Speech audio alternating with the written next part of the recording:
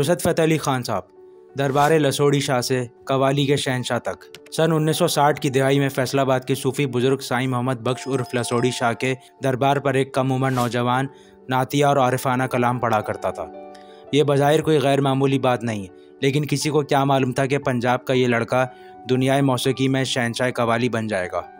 इसका ताल्लुक़ तो कवाल घराने से था कि जैसे कई नौजवानों का बचपन सुर, ताल और लय का निसाब पढ़ाया गया, लेकिन यह कम उम्र लड़का अपने सुरों की पुख्तगी और लय की उठान में इतनी महारत रखता था कि इसे सुनने वाले इसके जादू में खो जाते थे। पाकिस्तान बनने से कबल इंडिया के शहर जलंधर से हिजरत करके पटियाला घराने के इस बेटे का नाम नुसरत फ़तेह अली खान रखा गया।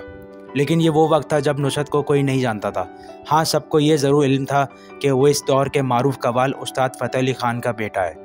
नुसरत ने बचपन ही से मौसीकी को अपना जुनून बना लिया था और सिर्फ 10 साल की उम्र में ही वो तबला बजाने पर कमाल महारत हासिल कर चुके थे।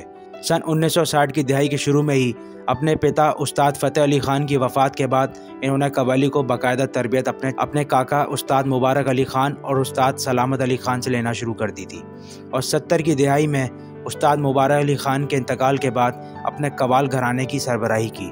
फैसलाबाद के मशहूर झंग बाज़ार के एक दरबार से अपनी फ़नी सफ़र का आगाज़ करने वाले इस हीरे पर मियाँ रहमत नाम के जौहरी की नज़र पड़ी, जो पाकिस्तान बनने के वक्त फैसलाबाद में ग्रामोफोन रिकॉर्ड्स की दुकान के मालिक थे। इनके नुसरत के वालिद उस्ताद फ़तेह अली खान के साथ पहले से दोस्ती थी। मियाँ असद, जो रहमत ग्रामोफोन रिकॉर्डिंग स्टूडियो के मालिक मियाँ रहमत के साहबजादे हैं, नुसरत से मुतालिक बताते हैं कि इनके बेशुमार ऐसी यादें हैं जो इनके आज भी जहन के कोनों में ताज़ा हैं। वो बताते हैं कि इनके वालिद मियाँ रहमत नुसरत के घराने को 1960 की दिहाई से जानते हैं। सबसे पहले मेरे वालिद की मुलाकात नुसरत के वालिद फ़तेह अली खान से हुई थी, जो उस वक्त फैसलाबाद के मशहूर कवाल थे। एक वाक़े का जिक्र करते हुए जो इन्होंने अपने वालिद से सुन रखा था, नुसरत जब 10 या 11 साल के थे तो एक कवाली की महफिल में कोई तबला नवाज नहीं मिल रहा था, जिस पर नुसरत को तबला बजाने के लिए कहा गया। वहाँ इन्होंने ऐसी परफॉर्मेंस दी कि गाने वाला थक गया, लेकिन नुसरत नहीं थके और सुनने वालों पर इन्होंने एक सहर तारी कर दिया था। मियाँ असद का कहना है कि ज़माना स्टूडेंट से नुसरत के साथ रहमत ग्रामोफोन रिकॉर्डिंग स्टूडियो या घर पे मुलाकातों का सिलसिला शुरू हो चुका था। ताहम नुसरत के साथ बाज़ाब्ता तौर पर मेरा पेशा वराना ताल्लुक़ सन 1992 में कायम हुआ। वो अपने वालिद के कारोबार में इनका हाथ बटाते थे।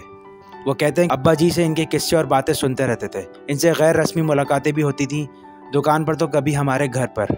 मियाँ असद बताते हैं कि रहमत ग्रामोफोन में रिकॉर्ड की गई नुसरत की चंद इब्तदाई कवालियों में से एक यादां विछड़े सजन दियाँ और दूसरी अली मौला थी, जो दुनिया भर में बहुत मकबूल हुई। वो बताते हैं कि इसके अलावा और भी सैकड़ों कवालियाँ रिकॉर्ड की गई थीं। इनकी बेशुमार रिकॉर्डिंग्स का एक सिलसिला शुरू हो गया और वो हमारे स्टूडियो रिकॉर्डिंग्स के लिए आते रहे। मियाँ असद के मुताबिक रहमत ग्रामोफोन हाउस रिकॉर्डिंग कंपनी ने नुसरत 100 से ज़ायद म्यूज़िक एल्बम्स रिकॉर्ड की और मार्केट में रिलीज़ किए, जिनमें सूफ़ी बुज़ुर्ग बाबा बुल्ले शाह का कलाम की जाना मैं कौन समेत मुतादिद दूसरे कलाम शामिल थे। दोस्तों, आप लोगों के लिए इतनी इन्फॉर्मेशन कलेक्ट और वीडियोस बनाने में हमारी बहुत मेहनत लगती है। प्लीज़ जाने से पहले वीडियो को लाइक और चैनल को सब्सक्राइब करना ना भूलिएगा। पहली मरतबा सोलो आओ खान साहब, आज सोलो रिकॉर्ड करो। मियाँ असद नुसरत फ़तेह अली खान की पहली सोलो रिकॉर्डिंग का वाक़या कुछ यूँ बताते हैं कि ये 80 की दिहाई का वक्त था और एक दिन उस्ताद नुसरत फ़तेह अली खान हस्बे रिवायत रहमत ग्रामोफोन वक्त से कबल आ गए और इंतज़ार के बावजूद इनके साथी वक्त पर ना पहुँचे। तो मेरे वालिद ने पंजाबी में इनसे कहा, आओ खान साहब आज सोलो रिकॉर्डिंग कर दें। इस पर नुसरत फ़तेह अली खान तो पहले परेशान हुए, मगर फिर मेरे वालिद के इसरार पर हामी भर ली और फौरी तौर पर स्टूडियो में मौजूद एक शायर से गज़ल लिखवाई और इन्हें पहली मरतबा सोलो रिकॉर्डिंग की इब्तिदा की। मियाँ असद कहते हैं कि इनकी इब्तिदाई सोलो रिकॉर्डिंग में सबसे ज़्यादा मकबूल सुन चरखे दी मीठी मीठी कूक थी। जब ये गज़ल मार्केट में आई तो इनकी गायकी को एक नया उरूज मिला, बल्कि इस वजह से कई गुलकार और हमनवा हमसे नाराज़ भी हुए, लेकिन खान साहब को इनकी अब ज़रूरत नहीं थी। सारी रात रियाज। मियाँ असद का कहना है कि नुसरत फ़तेह अली खान से पेशा वराना ताल्लुक़ के तजर्बे का अगर तजिया करूँ तो ये कह सकता हूँ कि शायद वो वाहिद कवाल हैं जिनका कोई कलाम, कोई गज़ल ऐसी नहीं जो कहीं चल रही हो तो मौसीकी सुनने वाला ये कह दे कि उसको फॉरवर्ड करें। लोग इनकी आवाज़ को सुनते थे, इनकी अदायगी को सुनते थे, इन्हें मौसीकी से इश्क था और वो इस मुतालिक बहुत हसास थे। इनका पुराना साथी, शागिर्द और हमनवा इलियास हुसैन का कहना है कि खान साहब दुनिया की किसी भी हिस्से में ख्वाह कितना ही तवील दौरानिए का शो परफॉर्म करके जब वापस होटल आते तो हमें कहते कि मेरा हारमोनियम और मेरा बाजा कमरे में रख दो। तो हम अपनी नींद पूरी करके उठते तो देखते कि वो इस पर रियाज कर रहे होते थे। इलियास हुसैन के मुताबिक वो सोते वक्त भी बिस्तर पर अपना हारमोनियम साथ रखकर सोते थे और नींद में भी इस पर एक उंगली रखी होती थी। इलियास का कहना है कि दौरान सफ़र जहाज़ में भी हारमोनियम मौजूद ना होता तो अपने सीने या पेट पर उंगलियों से सुरों का रियाज करते। वो बताते हैं कि मैंने सारी ज़िंदगी इन्हें कभी हारमोनियम के बगैर नहीं देखा। मियाँ असद नुसरत फ़तेह अली ख़ान की तारीफ़ करते हुए कहते हैं कि वो एक दरवेश सिफ्त इंसान थे, इंतहाई मुखलिस और इज़्ज़त देने वाले बावफा इंसान थे। मियाँ असद के मुताबिक नुसरत फ़तेह अली ख़ान दोस्तों की महफिल या बैठक की शौकीन थे और गपशप करना पसंद करते थे। ताहम इनकी गुफ्तगू का ज़्यादातर अंसर मौसीकी होता था। वो बताते हैं कि नुसरत रिकॉर्डिंग से 2-3 घंटे कबल ही दुकान रहमत ग्रामोफोन हाउस आ जाया करते थे और मेरे बड़े भाई मियाँ अरशद और वालिद से गपशप लगाते थे। मियाँ असद का कहना है कि वो बहुत ईमानदार और लिहाज रखने वाले शख्स थे, नहायत हसास तबीयत के नफीस इंसान थे। ज़मीन पर बैठने वाले को पैसे का लालच नहीं। मियाँ असद का कहना है कि नुसरत फ़तेह अली ख़ान में दीगर बहुत फ़नकारों की तरह पैसे का लालच नहीं था। इन्होंने बताया कि अपने उरूज के दौर में भी अगर मेरे वालिद साहब इन्हें किसी जगह कोई प्रोग्राम का करने का कह दिया करते थे तो इन्होंने पैसों से मुतालिक कभी नहीं पूछा, बल्कि चुप करके परफॉर्म कराए। इलियास हुसैन ने भी इस बात की तायद करते हुए बताया कि जिस किसी ने खुलूस से आकर नुसरत से कवाली की महफिल या प्रोग्राम की दरख्वास्त की तो इन्होंने बिना पैसे के ये मुतालबा कबूल कर लिया। इनके मुताबिक जब कोई मिडिल क्लास फ़ैन इन्हें मदऊ करता था तो वो अपने सेक्रेटरी और हमें बाकायदा ताकीद करते थे कि पैसों के लिए इसको तंग ना किया जाए।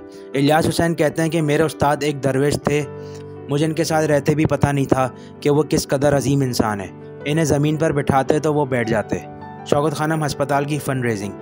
इलियास हुसैन का कहना है कि जब 1992 के वर्ल्ड कप के बाद इमरान खान ने शौकत खानम अस्पताल बनाने का ऐलान किया तो इस काम के लिए पैसा इकट्ठा करने के लिए इन्होंने नुसरत के साथ मिलकर यूरोप और अमेरिका में मुतादिद शो किए।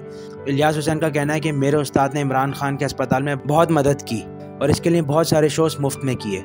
इमरान खान भी नुसरत के बड़े फैंस में से एक हैं। एक फुटेज में देखा जा सकता है कि वो नुसरत से मखसूस फरमाइश कर रहे हैं और इनकी कवाली मज़े से सुन रहे हैं। सिंगिंग बुद्धा से मिस्टर अल्लाहू का सफ़र।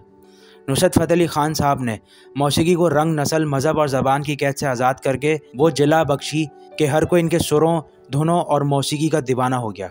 एशिया, यूरोप और अमेरिका हर जगह इन्हें मौसीकी का बेताज बादशाह और शहंशाह कवाल कहा जाने लगा।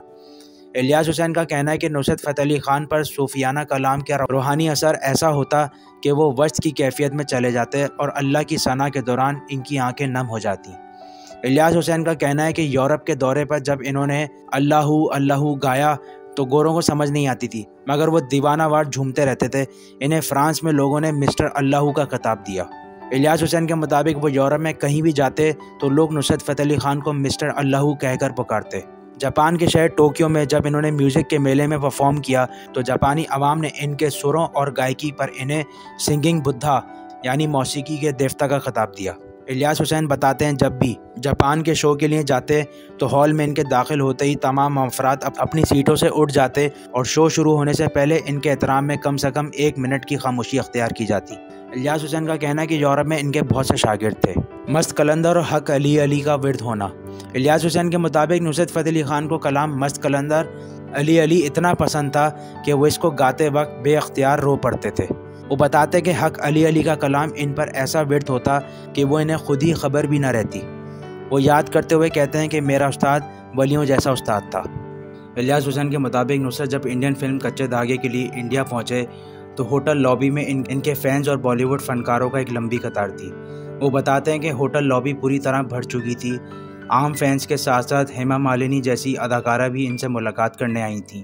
इलियास हुसैन नुसरत के आखिरी दौरा इंग्लैंड से, जिसके दौरान इनकी मौत वाक़ई हुई थी, याद करते हुए बताते हैं कि वो दौरे से कबल सरगम स्टूडियो में तमाम कवाल पार्टी को बुलाया और कहा कि इंग्लैंड जा रहा हूँ, इसके बाद अमेरिका का दौरा है जहाँ तुम लोगों से मुलाकात होगी। अब मेरी तबीयत ठीक नहीं रहती, वापस आकर बस इंडिया को ही अमेरिका बना देंगे और वहाँ शो किया करेंगे। लेकिन इन्हें शायद ये इल्म नहीं था कि इनके जाने के बाद पूरी दुनिया इनकी कवाली पर झूमती रहेगी। बेटी के रोने से शो लेट हो गया। उस्ताद नुसरत फ़तेह अली ख़ान की इकलौती औलाद इनकी बेटी निदा नुसरत हैं, जो अब कनाडा में रहती हैं। निदा नुसरत ने अपने वालिद की यादों के बारे में बात करते हुए बताया कि मैं उस वक्त 13-14 बरस की थी जब इनका इंतकाल हुआ। मेरा इनके साथ ज़्यादा वक्त तो नहीं गुजरा, लेकिन बचपन में होश संभालने के बाद 6-7 बरस की यादें ऐसी जो मेरी ज़िंदगी का हासिल हैं। इनका कहना था कि वो एक लेजेंडरी फ़नकार की बेटी कहलाने में बहुत फ़ख्र महसूस करती हैं। इनके जैसा फ़नकार और वालिद शायद ही कोई हो। ये मेरी खुशनसीबी है कि आलमी उफ़क़ पर चमकने वाले फ़नकार की बेटी होने का एजाज़ मिला। वो कहती है कि अक्सर बहुत से लोग मुझसे पूछते हैं कि मैं इतने अरसे बाद क्यों मंजर आम पर आई हूँ। लोगों को मेरे बारे में इल्म ही नहीं होता। मैं कहती हूँ कि मेरे वालिद एक आम इंसान नहीं थे। मैं आज भी 16 अगस्त के दुख में जी रही हूँ। मैं आज तक इससे बाहर नहीं आ सकी। उस्ताद नुसरत फ़तेह अली के साथ बिताए हुए वक्त की यादों को तस्करा करते हुए वो कहती हैं कि इनको अपने काम से इश्क था। इनके पास ज़्यादा वक्त नहीं होता था, लेकिन जब भी वो घर पर अपना कोई सुर बना रहे होते थे, रियाज कर रहे होते थे, तो मैं इनके कमरे के पर्दे के पीछे से इनको छुप छुप कर सुनती रहती थी। वो कहती हैं कि हमारे घर में एक ऐसा हिस्सा था जहाँ बच्चों और ख़वातीन को जाने की इजाज़त नहीं थी। इनको इस बात का पता चलता कि मैं पर्दे के पीछे छुपी हुई हूँ। वो मुझे देखते तो मैं वहाँ से भाग जाती। निदा नुसरत बतौर वालिद इनकी मोहब्बत का जिक्र करते हुए याद करती हैं, मुझे बचपन में पेंसिल और कलर पेंसिल्स का बहुत शौक़ था। वो दुनिया में जहाँ भी जाते वहाँ से मेरे लिए बहुत से महंगे और मुख्तलिफ पेन और कलर पेंसिल्स लाते। ढेरों कलर बॉक्स लाते। इनके सामान में से आधा सामान मेरी चीज़ों का होता। वो एक याद का तस्करा करते हुए कहती हैं कि काम की मसरूफियत के बायस वो फैमिली को ज़्यादा वक्त ना दे पाते। इसका इन्हें बहुत शिद्दत से एहसास था। एक दफ़ा फ़ॉरेन कंट्री से शो के बाद वापस घर आए, मुझे अपनी गोद में लेते हुए कहा, अब मैं अपनी बेटी के साथ वक्त गुजारूंगा। मैंने इनसे पूछा, बाबा आप कितने दिनों के लिए मेरे साथ रहेंगे? तो वो इस बात पर रोने लग गए। निदा नुसरत के मुताबिक वो बहुत हसास तबीयत के मालिक थे। निदा नुसरत का कहना था कि जब हम दोनों बाप बेटी एक साथ होते तो वो भूल जाते कि इर्द गिर्द की दुनिया में कहाँ हैं। वो तमाम तवज्जो मुझे देते। शायद इन्हें दुनिया से जल्दी चले जाने का इल्म था। वो हर काम जल्दी करना चाहते थे। जब मेरी माँ पूछती थी, आपको खुदा ने इतनी शोहरत दी है, आपको जल्दी क्यों है? तो बाबा कहते हैं कि अभी तुम लोगों को नहीं समझा सकता। निदा नुसरत का कहना है कि जब भी कभी इनके साथ बैरून मुल्क किसी शोज़ पर जाने का मौका मिलता था तो वो मुझे स्टेज के बिल्कुल सामने बिठाते थे और शो के दौरान मुझे देख देख कर इनकी आंखों में चमक आती। ब्रेक के दौरान भी मुझे स्टेज पर बुलाकर पूछते रहते थे। बचपन का एक वाक़ये के मुतालिक निदा नुसरत ने बताया कि मेरी उम्र उस वक्त तकरीबन 6 बरस थी और लंदन के एक शो के लिए मैं इनके साथ थी। घर से जल्दी निकलने के बायस मैं अपनी चुस्नी भूल गई और जब शो के लिए हॉल में पहुंचे तो मैंने रोना शुरू कर दिया, जिस पर बाबा सख्त परेशान हो गए। वो मुझे परेशान नहीं देख सकते थे। दूसरी तरफ शो ऑर्गेनाइजर्स इन्हें शो शुरू करने का कह रहे थे क्योंकि लेट हो रहे थे। इन्होंने कहा, जब तक मेरी बेटी चुप नहीं होगी मैं शो शुरू नहीं कर सकता। लिहाजा एक बंदे को वापस होटल भेजा गया और मेरी चुस्नी मंगवाई गई। जब मैं चुप हुई तो उन्हें लेट शो शुरू किया। दौरान शो भी वो ब्रेक में मेरे पास आकर मुझे प्यार करते रहे। वो कहती हैं, जब भी इनकी कोई एल्बम रिलीज़ हुआ करती थी तो इसकी पहली कॉपी वो मुझे देते और अगले दिन मार्केट में रिलीज़ करते।